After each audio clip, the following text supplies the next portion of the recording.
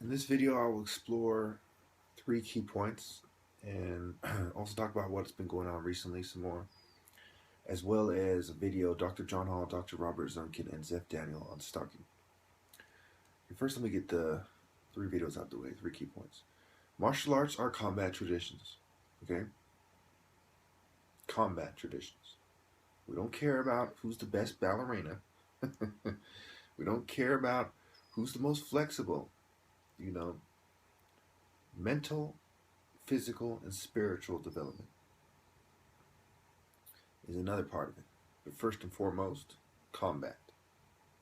So when I'm the top person at hand-to-hand combat, besides grappling, which I've already explained countless times is irrelevant when you're talking combat, it's sort of like,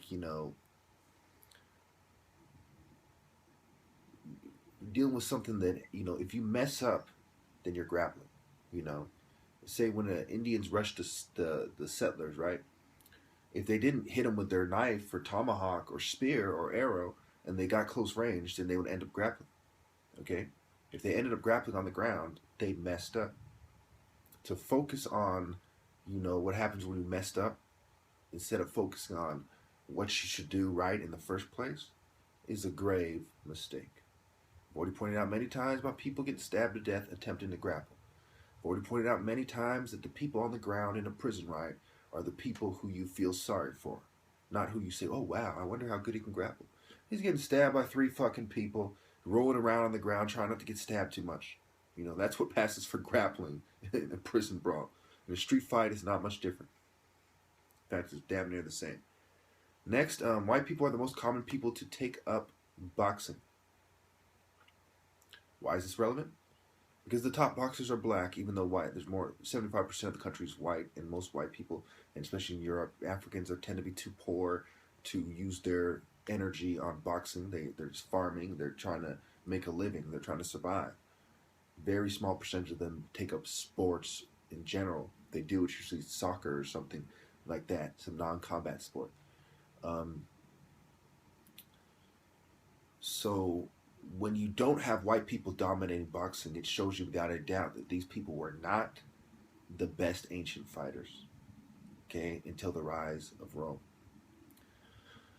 Takes me to the last point. Blacks are the best ancient fighters, and it does not take a genius to figure that out. I constantly pointed out from pretty much from the start that when the smoke cleared, the original continent was black. Much of the Middle East, had a large populations of black people.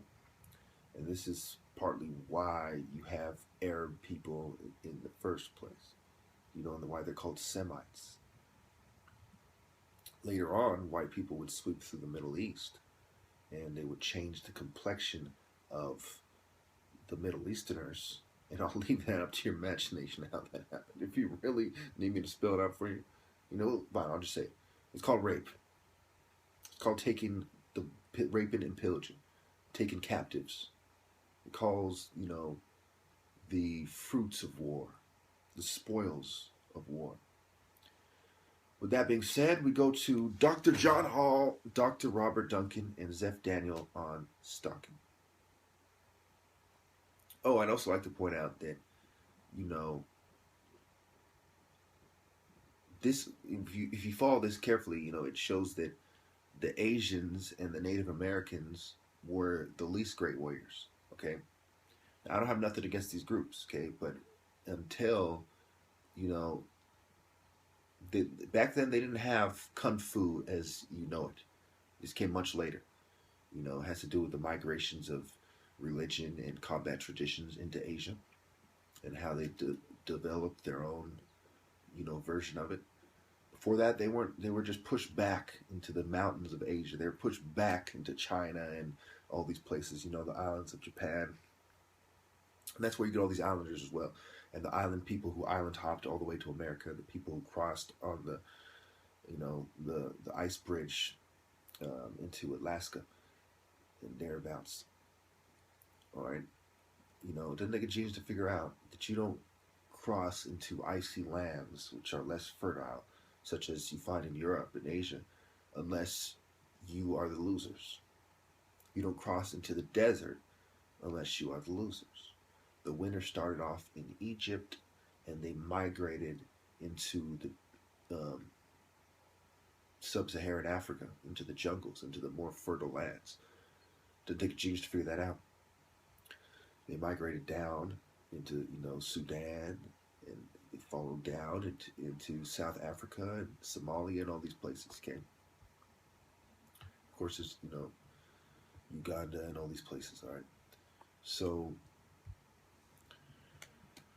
why are Kenyans, and Nigerians and West Africans and South Africans, the biggest, strongest people in the world?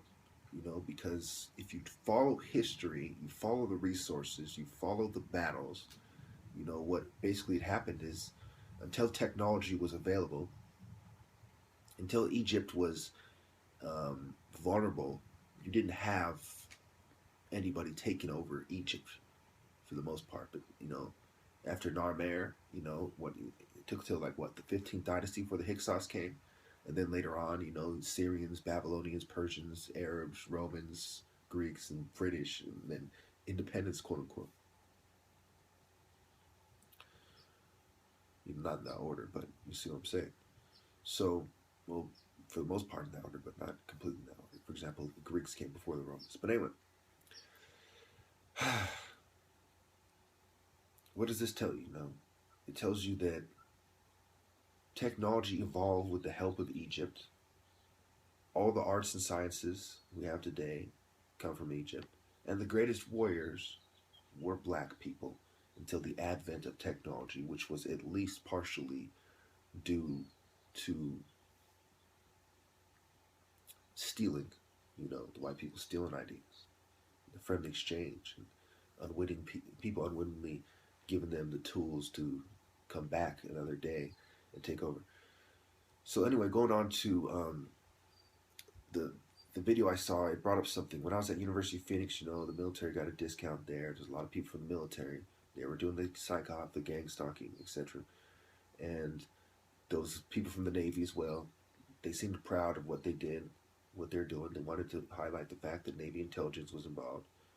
And part of it was already well known, on the show I mentioned earlier, Dr. Hall and all these people, on stalking. They say that a lot of people in their head heard the Navy song, and it goes back to the very first case of schizophrenia, where the guy described, being persecuted. So they call them persecutory delusions and schizophrenia. Okay, and then also there's schizoaffective as well, which are usually what they're going to label people who complain about this and seek help. The best thing you can do is document it and fight any legislation that's going to help mental health or psychiatry out.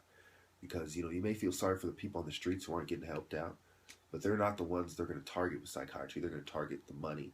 They're going to go after people like you who are political dissidents, people with insurance, and very few people in psych wards who get help are the actual people who are in dire need of it. So don't support any legislation that has to do with psychiatry, big pharma when it relates to mental health, etc. Remember, they're going to take advantage of your proclivities, your predispositions, and they're going to try to get you to overcome your inhibitions, and this is quite obvious, quite apparent. It never ceases to amaze me, astound me, and strike me, and rub me wrong, the way that these people are complete cowards, and they think that they're doing something smart. They're basically pushing the New World Order agenda, and it's like these people don't care at all. It goes back to a lot of these people are criminals. In fact, depending on how you look at it, all these people are criminals, but a lot of these people were already criminals before they got used to this. Before they joined this, they recruited criminals. They recruit the type of people who are down to do this kind of stuff. People who are part of codes of silence already. People part of confidentiality agreements already. People are part of non-disclosure agreements. People in criminal gangs. People in organized crime. Mischievous Jewish people. Mischievous white supremacists, etc., etc. Biker gangs. So at the end of the day, it's a bunch of criminals teaming up with a bunch of Satanists and a bunch of complete cowards.